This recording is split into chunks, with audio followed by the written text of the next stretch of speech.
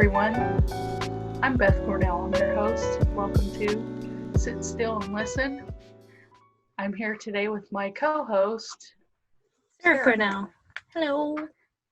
Who happens to be my daughter and a very fine young adult. So today our subject is kind of serious.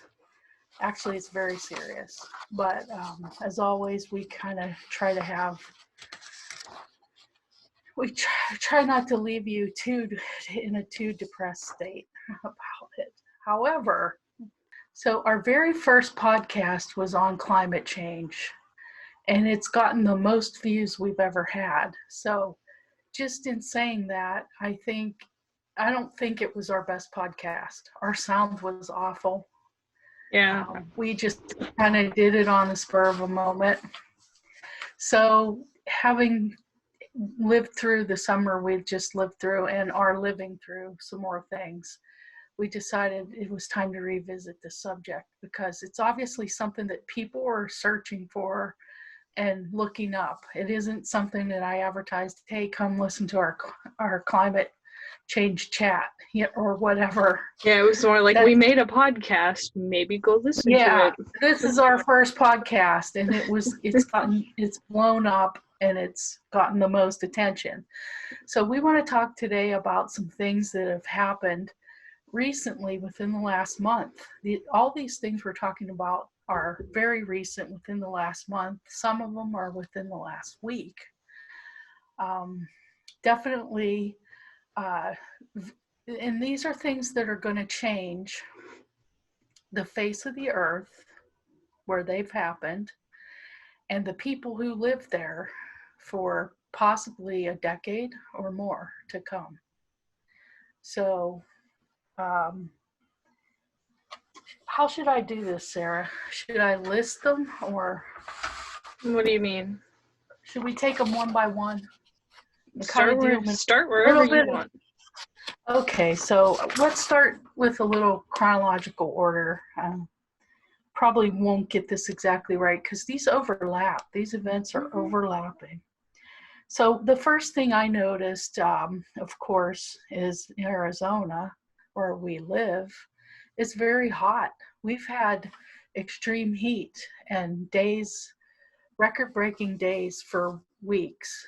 Yeah, and usually in July we have a week or 3 weeks of really high heat. And by really high heat, we're talking like 115 to 120. Yeah, Fahrenheit, by the way. For people who are in Celsius, that's about 46 degrees, I think. And with that is no rain. Sometimes we get wind and lightning, but we have had no monsoons or humidity. Oddly enough, it feels humid sometimes, but we never get rain.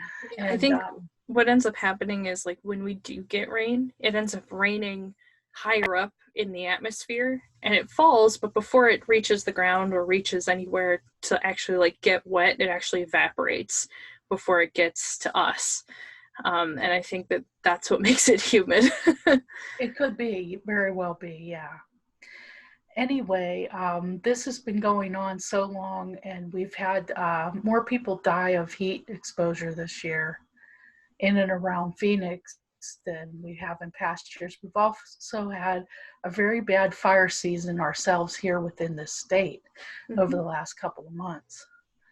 And then inside of that, I noticed around the first week of August, there was this thing called an inland hurricane or a Draco. I don't know if I'm saying that right, or a Drencho, or anyway, links in the description.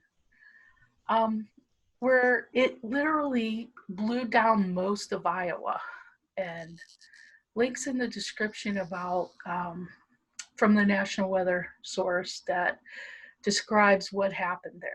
And I'm just like, I've never heard of that before. I'm sure it's happened before, but this one was really bad.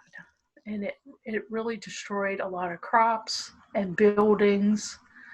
And it didn't get that much attention It didn't get that much national attention. I'm a news junkie, and I'm also a bit of a weather junkie. So I pay attention. Let's just put it that way. So I noticed it, and I thought, well, that's weird. And how is that going to affect our heat and our high heat? It didn't do a thing. Didn't do a thing here. It kind of originated out west here, but it didn't really affect us. And it blew through the middle of the country. And then the fires started in California, and they've just spread. And they're all up the West Coast now, even in Oregon and Washington, Colorado. And these are not small fires, and these are not contained fires. A lot of times you hear about wildfire out west, and it's contained and they let it burn out. But these fires are still spreading and still burning, and they don't have enough firefighters or resources to come out and fight these fires. We've actually heard of Canadians coming down to help California. And why do we have no coverage, no attention being paid to the amount of destruction that's happening? Our skies here in Phoenix last week were, well, actually it was just a couple days ago. Yes, just like 2 or 3 days ago, an absolute maximum there. Right. I get up really super early and I walk a couple miles, and it was dark when I did it, but I could tell that it wasn't going to get light, and there was this just haze. And then when the sun did come up, it was like a weird color. And we're starting to get it. Basically, we're starting to get affected by the fires from California, Colorado, because they're actually so big that they're causing their own weather systems now, which is a thing. It's called fire weather. And because of that, we're getting a lot of wind, and that comes, into our state, and that blows all of that smoke and everything else just directly into our state. So we experience a lot of smoke-covered skies. It's, hard to breathe sometimes. Like, I know today the both of us kind of woke up with kind of like a little bit of like a frog sitting in our throat there. And it's definitely not because of the raging pandemic that's also happening right alongside literally these natural disasters that are just absolutely plowing our country to death. Right. So, and it makes you wonder, like, the displaced people, how are they being protected from this pandemic? Mm-hmm. And where are they? Where are they going? Yeah. And in answer to that, maybe, I don't know, we then turned our attention towards Hurricane Laura, which came on shore right at the junction where Texas and Louisiana meet, just east of that. I believe Your it's mic. Sorry, bumped my mic. Try that again. I think it's Cameron, Louisiana is where Hurricane Laura came in. Mm-hmm. And that again, during the hurricane, there was a lot of coverage and a lot of news personnel in the area.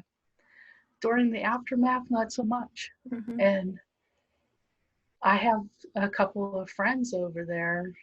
One evacuated and the other stayed. And we're talking a large area along the coast, just completely flooded. There's nothing left. And then the hurricane came ashore as a 4, which is with, a very strong eye. So that hurricane was intact when it came across. And the area around Lake Charles is just flattened. They got so much wind. It took off a lot of roofs. It took whole buildings away. the devastation is just incredible. And these people have survived more than one hurricane. A lot of them evacuated. And I think because there isn't a great loss of life in that area, the news channels turned away from it. That's just my opinion. Some of them did report initially about a week ago. You can find news reports of the destruction, but that's where it ends. It's like, look at this destruction, now on to something completely different. And I understand that, you know, there's a lot going on in the world, but there's a lot of people who just got displaced by an enormous hurricane. There are a lot of people who are displaced by fires in California, Oregon, and Colorado. I follow a lot of people who are content creators who live in California, and just this afternoon, Susie from Kitty Cat Gaming, who's part of Game Grumps, she just posted, "I can smell smoke in my house, and I'm afraid that we're going to have to evacuate." And that's scary. That's a scary thing to have to think about, you know, because she, you know, I'm not going to say I know where she lives, but I know the area she lives in, and that's really close to very big kind of California suburbs. So that's, yeah, one of the fires originated kind of in Riverside, very near, well-populated areas. mm-hmm. A lot of the things that I've seen burn in Oregon are buildings. So Mm-hmm. hopefully they got the people and animals away from the fire, but I'm not sure. So additionally about the Louisiana hurricane, without help, outside volunteers, outside help, Mm-hmm. This place isn't going to recover very quickly. No. There's multiple levels of disaster happening here. It's not just everything blew down.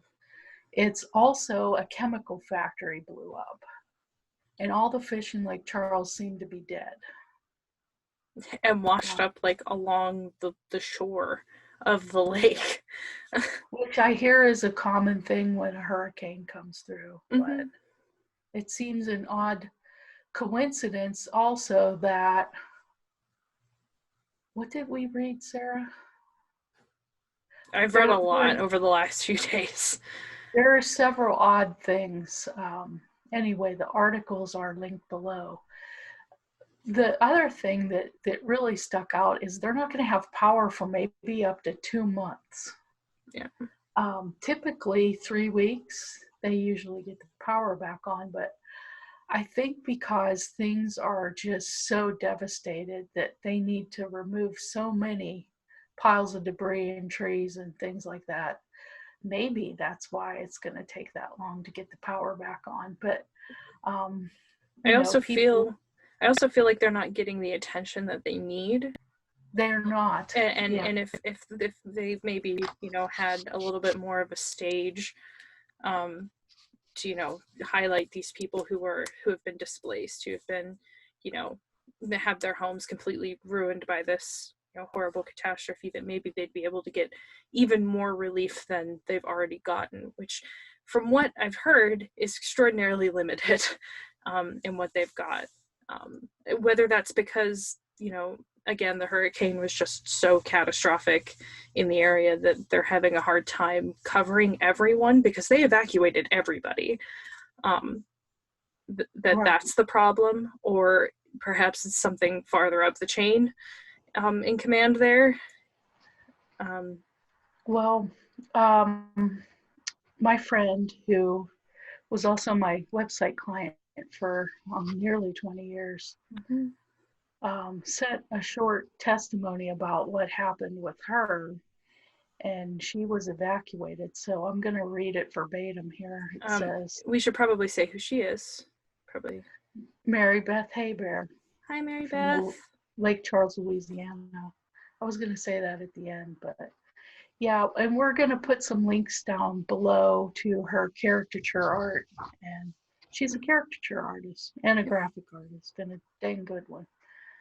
I can testify about how well the Department of Children and Family Services, DCFS, also a link below in case somebody needs that, has bent over backwards to take good care of us evacuees. They care about me and my dog. The Lake Charles DCFS employees were at a pickup point, the Burton Coliseum, and they sent us here on a big pet-friendly bus when there was a mandatory evacuation declared. The Baton Rouge DCFS employees were here to greet us at a pet-friendly hotel. Apparently, they network across the country to provide for people in lots of emergencies. I've seen photos of the damage in Lake Charles, and it forces one to process emotions of loss.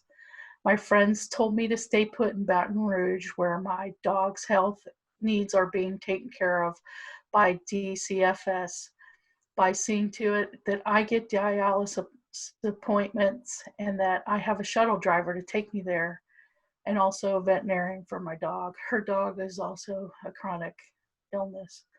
The DCFS people even gave me a new walker to help me. I'm an amputee and I had to get into the hotel shower.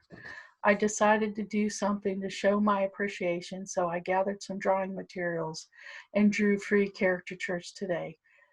They were well received, so I will be drawing again. I have renewed appreciation for the role of DCFS workers, Department of Family and Children's Services. So that's who stepped in and evacuated those folks in Louisiana. So thank God.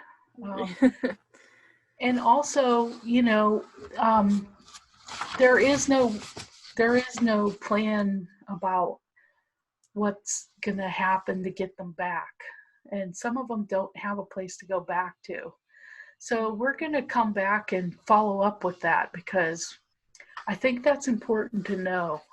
And we also have, you know, somebody who's in this situation, and we want to make sure that, you know, she's able to get taken care of. Yeah, get taken care of. If not return home, find, you know, a new home somewhere else, and that she's obviously safe and well taken care of. I'm really glad to hear that she's safe and well taken care of, because a lot of times people don't evacuate, but I believe when they found out that this might have a large storm surge that could reach inland all the way to Lake Charles.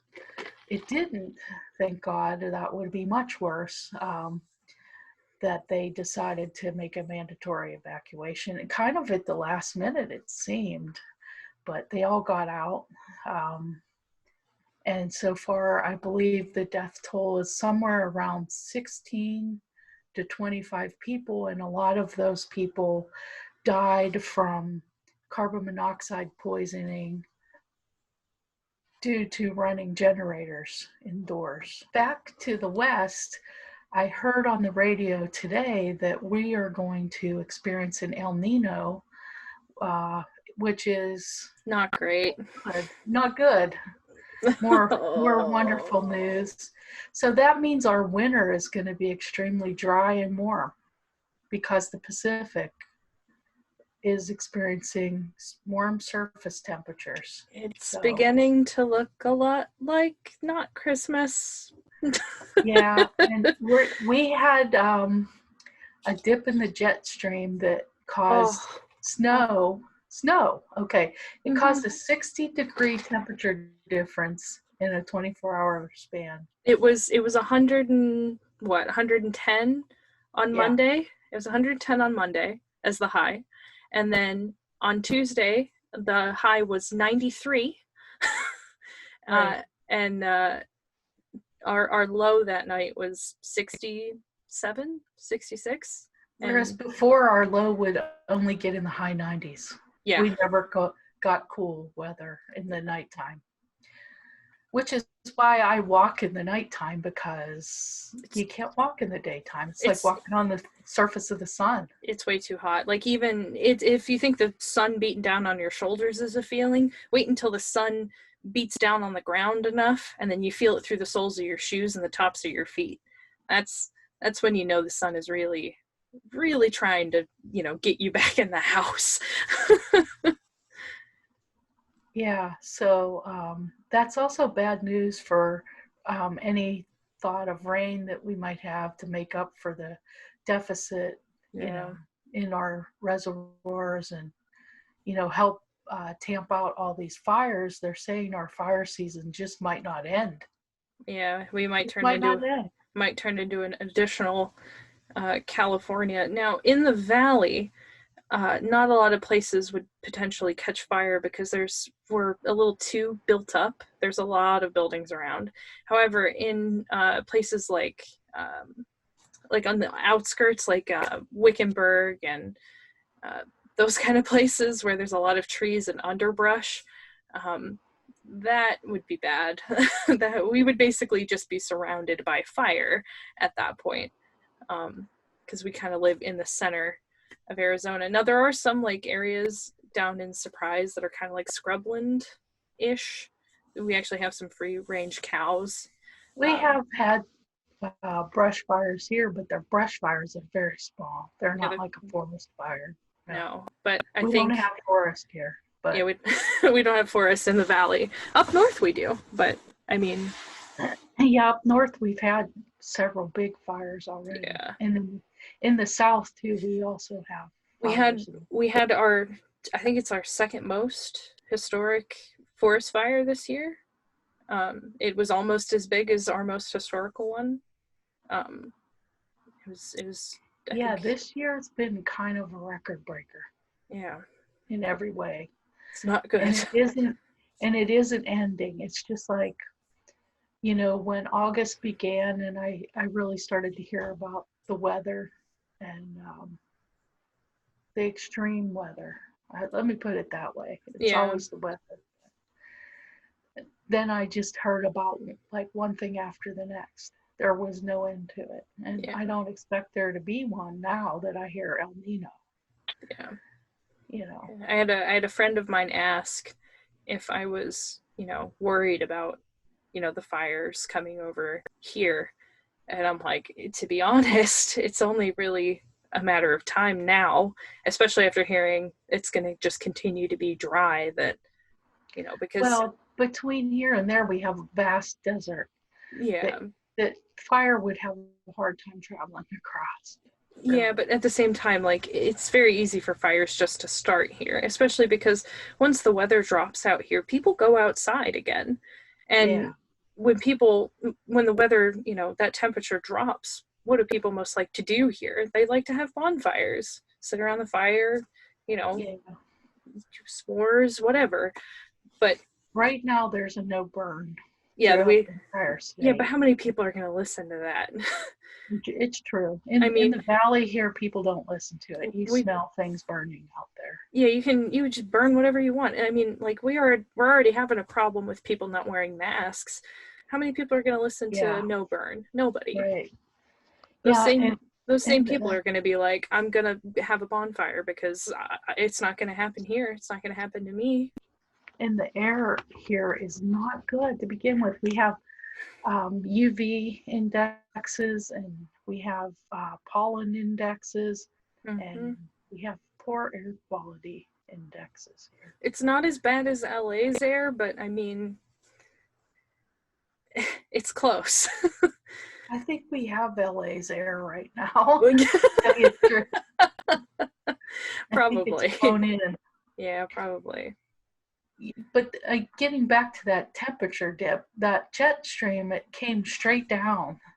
It took a downturn, and I believe it was Denver that was 101 one day, and the next day it was snowing. For real. That'd be so weird. It caused some bad wind here and storms, but we didn't get anything like that.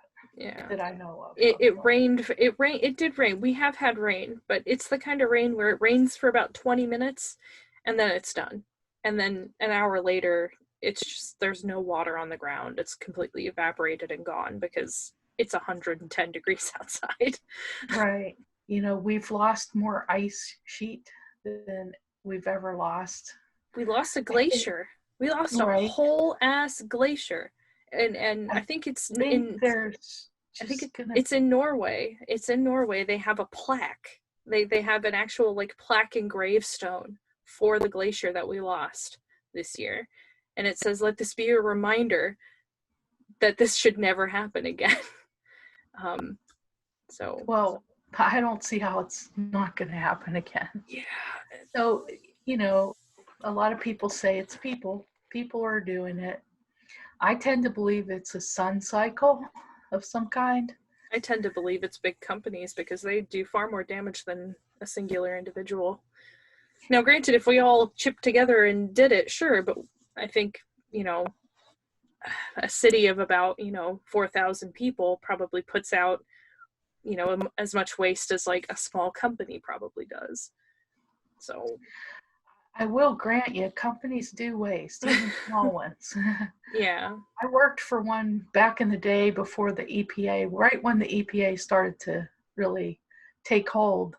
Mm-hmm. And they nearly shut us down because we were doing things outdoors in the woods in order to not comply with OSHA standards, basically. They barely had those at the time, too. And, Mm-hmm. when you take chemicals out into the woods to do your business, you definitely are destroying nature and potentially putting your employees' health at risk, Yeah. etc. Giving the neighbors something to talk about. Yeah, I worked at a coffee shop.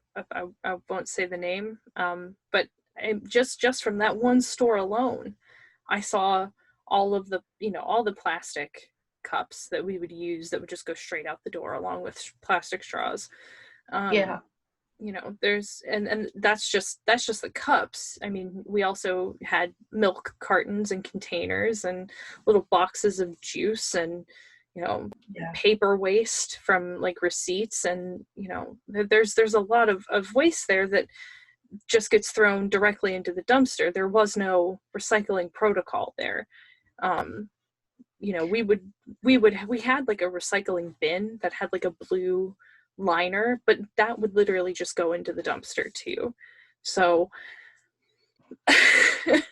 it's hard to say, like, combined, yes, I believe we could make a difference, but it has to start with the bigger people first, because I think by and large they're the ones who are making the most waste.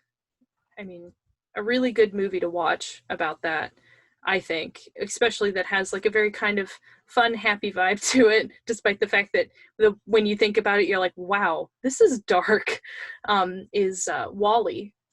Oh, yeah, WALL-E. Yeah. I think that's a spectacular movie that really demonstrates the fact that big companies create so much trash and garbage and waste that just gets dumped in places where, one, it shouldn't be, and two, they don't seem to really like have any negative repercussions. I mean, the company in that film makes the WALL-E robot that helps fix all the trash into like little cubes and stuff. And I mean, at the end of the day, even those robots broke down and they were just littering the landscape. WALL-E's like the last of his kind there. But that's a fantastic movie to watch to try and get a perspective on what a large company can do. And the people in that movie too were toxic. They were just full of trash themselves and creating more trash and hovering around consuming. Okay, so that brings me to the thing that Sarah brought to my attention that has to do with climate change and pollution.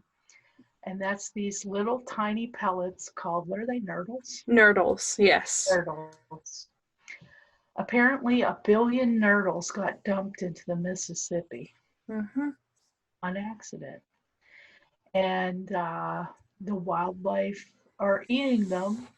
Eventually, they'll be washed out into the ocean where even more wildlife will eat them.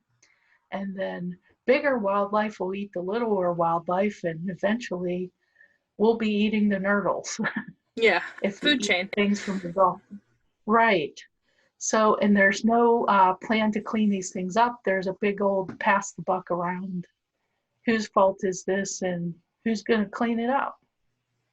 They're not going to decide. They just aren't. They're going to keep passing By that the buck time they around. do, until it's in the ocean. Yep. Yeah, and then they'll let the ocean take care of it. I'm here to tell you that's not the ocean's deal. You know, the Yeah. ocean isn't like some kind of cleanser. Mm-mm. It goes in there and destroys things, and it stays in there. Plastic's pretty much forever. Yep. And apparently these Nerdles, I don't know exactly what they use them for, making bigger plastic things. I think they melt them down. Is that I have no true? idea. I'm going to be honest. I don't know what they use Nerdles for. It's in the article. Yeah, link in the description. Yeah. That the even the people who were transporting it aren't willing to take responsibility for it. This kind of thing, this kind of like pass the buck and it's nobody's fault is I just think I cannot lie. I lose my words over it. It's frustrating. It's hellaciously frustrating because and it's inhumane too. Yeah. And it's not being kind to the planet you live on and the fish and the creatures that are going to eat these things, turtles. Mm-hmm. And if you think your plastic straw is bad, try like a chunk of plastic, like an actual just like solid chunk that's like this big. Like these things aren't very small. Like some of them are no bigger than like a pea, but some of these are, the size of a quarter. The picture in the the article. There's a bunch of pictures in the article that's linked in the description if you want to have a look at this, but it's not good. And there are billions of them. Yeah, billion with a B. So, it's not good. I mean, and that's just another thing in a long line of abuses that the Gulf of Mexico has taken. Mm-hmm. There's more petroleum than ever being drilled, especially like from and spilled. We've had an oil spill this year too, several, and through all the way through Galveston around Louisiana. Mm-hmm. And all that gets mixed up together in a hurricane and dumped into Louisiana. Like, I mean, it's just, I get frustrated. I get mad. It's not just the fact that everything got knocked down. It's that pollution and all that crap. Because it's stinky. And these people that these people that live there are trying to, remake their anthill and get it back to normal. Yeah. They're trying to be able to. Yeah, they're returning to a home that not only has been flooded and knocked over to the ground, they're also building on soil and that has been, flooded over with water from the ocean that's been tainted by chemicals that from the chemical explosion that happened. It's been tainted by the fact that there's dead fish everywhere. There's the oil spill that happened, it continues to happen. Like, I think the things that happen in the aftermath are far worse than the actual act of the hurricane. Yeah, because at the end of the day, that's the long term. That's the people are going to get sick. That's what people have to live with. Yeah. Going forward. And people get sick from like the chemicals potentially in the ground that just happen to be there that mess with the groundwater. And if you have a well and you drink, well water, I know a lot of people here in Arizona, Tyler's family has a well. If something happened like that here, they wouldn't have clean drinking water. So they're under a boil order from what I hear, but even that. No way. Yeah. No way. And then, right, you're like, okay, I have to boil all my water. Well, I'm not doing that. I'm gonna buy water bottles. There's some plastic that is just gonna exist in the world. Like it's perpetuating. So we can't win.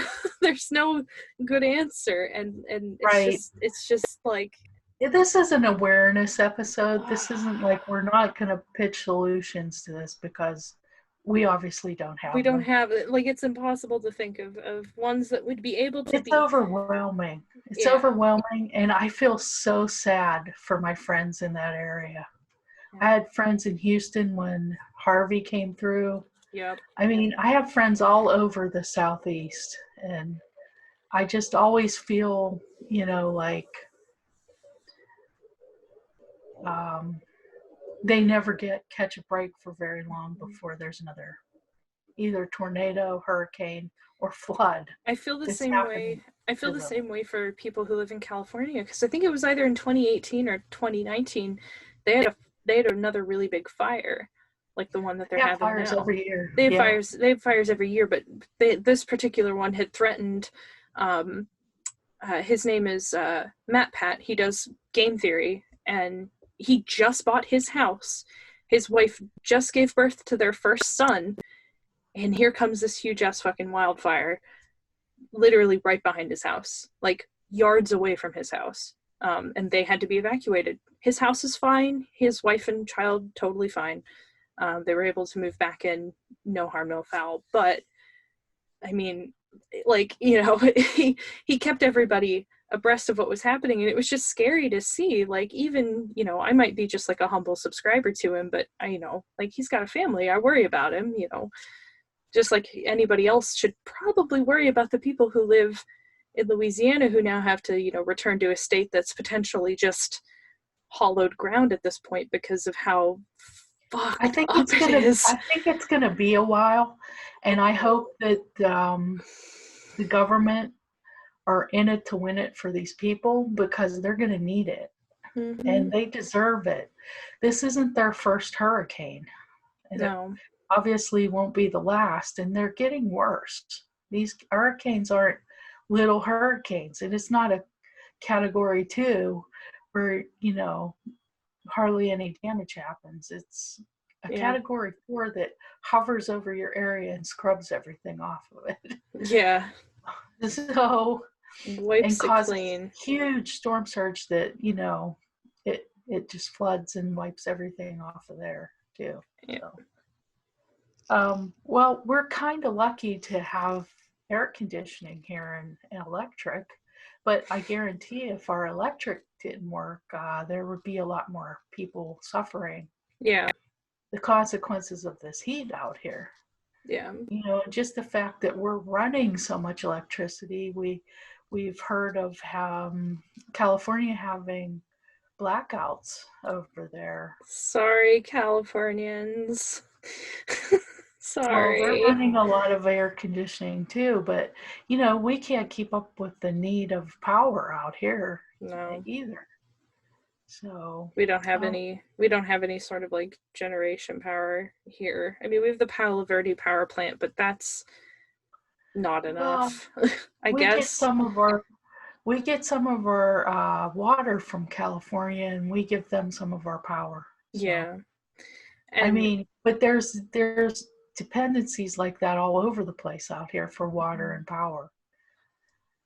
And with these fires going and the heat and the resources of people, they need people that can fight these fires. Well, here's the thing. Fires are not normal. here's the thing about with the firefighters that they are using. So obviously every firefighter is out in armed force. They're also using prison inmates to fight the fires. That's actually something that's a very common practice in California, where the inmates have the ability to go work as a firefighter for very, very limited pay. And California just passed a bill, a very, very good round of applause, California, for passing this bill that allows inmates that once they've served their sentence, they are allowed to work as firefighters after they get out, which is fantastic. That allows them to basically rebuild their life, a new life, crime-free. If and that also builds rapport with them as well, because they work right alongside these other firefighters. They know exactly what to do. They're already trained, and the problem is that the prison population right now is suffering an enormous COVID-19 crisis inside of these prisons, because there's no social distancing, there's no masks, They're not requiring inmates to do any of that because they can't.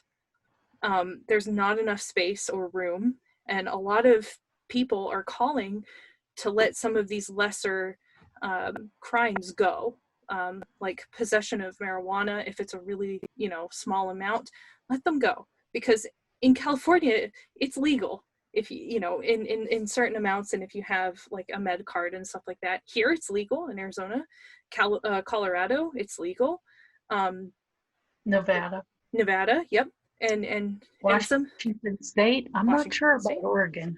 I don't know about Oregon either, but they're saying, let some of these people go so that way they can get out of prison and potentially not catch COVID and not die. So, people were saying that, we're having to fight this fire in California with people who have COVID. So it's like our climate crisis is so bad that we're using prison labor to combat the fires that climate change has started, while they are suffering from this virus, this absolutely devastating disease. And I'm just so glad that they did at the very least pass that bill, so that way the inmates that are fighting these wildfires are able to have a job when they come out. Okay, so let's try to wrap this uplifting episode up. Oh yeah, it's very uplifting. It's very uplifting. The world's literally on fire. There's a virus. We just got smashed with a fucking hurricane. If you can, donate. There are legitimate sources to donate to. Yep, we'll have a bunch of links in the description if you feel it in your heart to donate. If you can't donate, that's okay. We understand this is a really hard time, but spread the word. You can volunteer. Yeah. Mm-hmm. Spread this around. Spread the links around that we're going to share. Yep. Make people aware that this is going on, because if people just tune into the nightly news, they're not going to be hearing about this enough. Yeah, they're just going to hear about what the president said, and I mean... Yeah, there's so much political news right now that it's overtaking all the news. And I'm glad that there's a spotlight there. I'm really glad that there's a spotlight there, because he has said some dumb shit. But there are people who need to be the entire program, though. No, there needs to be a spotlight on the people who are literally suffering. Exactly. And the breaking in throughout the day with news conferences that are not relevant. Yeah. And something that could have been said over Twitter or in a different format. Yeah. We don't need an hour and a half throughout the day blathering on and on about things that don't matter compared to these things that we just talked about. Yeah. There's really only one thing that matters currently, and that's people not suffering. And right. And there's just so much of it right now. I mean, the Black Lives Matter movement is still going on throughout all this. There's also, well, there's also animal suffering. There's animal suffering too. They're losing their homes in California because it's burned to the ground. A bunch of fish just died in Lake Charles. Yeah, not to mention all along the coast, all along the coast from the edge of Texas all the way around Louisiana, about halfway around Louisiana. We still have storms lining up out there too. Yeah, we're not done having storms. We're not done. So, and for us out here, we're not getting anything. We're not getting a bit of rain. And it seems like we're not going to with this El Nino lining up for us. That makes me mad. That makes me mad. This winter's going to suck. I'm so mad about that. We're looking forward to a little cooler weather. We've had a couple of cool days, like in the 90s for us. Feels cold. Today was nice. Yeah. Yesterday was better. But we're going to go back up to like 105. By the end of this week, yeah. But okay, that's relatively cool. Yeah. Compared to once you get above 105, each degree adds so much. Yeah. It's unbearable. It's Yeah. awful. I know it doesn't say, you're thinking, well, how could you think 105 is cool? Well, believe me, when you've experienced 121 3 days in a row, 105 is a dream. Like, it's beautiful. Yeah, so we're just, hoping that this is going to continue or downtrend a bit, maybe. Yeah, I don't want to spend my birthday at 115-degree weather. I don't want that. I just don't want that. Well, thanks for tuning in this week, and we will be back with you probably for Sarah's birthday very soon. My super sweet Birthday 27th. Yeah. Yeah. Super 27th. Okay, thank you. I love you, Sarah. I love you too, Mom. Bye, everybody.